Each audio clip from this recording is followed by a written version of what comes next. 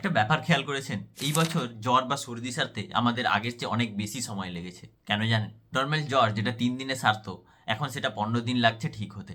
একজন ফার্মাসিস্ট হয়ে এই বছর আমি সবচেয়ে বড় যে পরিবর্তনটা দেখেছি সেটা হলো আমাদের রোগ প্রতিরোধ ক্ষমতা বা ইমিউনিটি কমে যাওয়া। এর পেছনে দুটি সাইন্টিফিক কারণ আছে। নাম্বার 1, এএমআর বা অ্যান্টিমাইক্রোবিয়াল রেজিস্ট্যান্স। আমরা দরকার ছাড়া অ্যান্টিবায়োটিক খেয়ে সাধারণ ব্যাকটেরিয়াকে সুপারবাগে পরিণত করছি।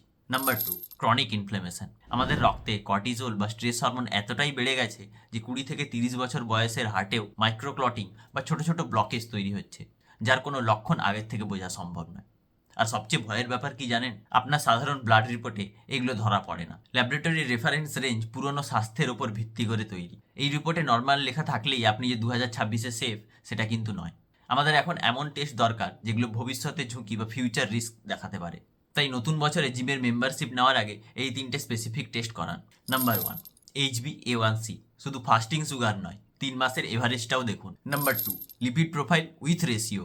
শুধু কোলেস্টেরল নয়, গুড আর ব্যাড কোলেস্টেরলের রেশিওটাও চেক করুন। Number 3, HSCRP।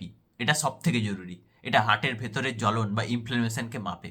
আমি একজন ফার্মাসিস্ট আর আমার মোটো হলো making health simple for everyone. হেলথকে সহজ ভাষায় বোঝার জন্য বং ট্রিভিয়াকে ফলো রাখুন।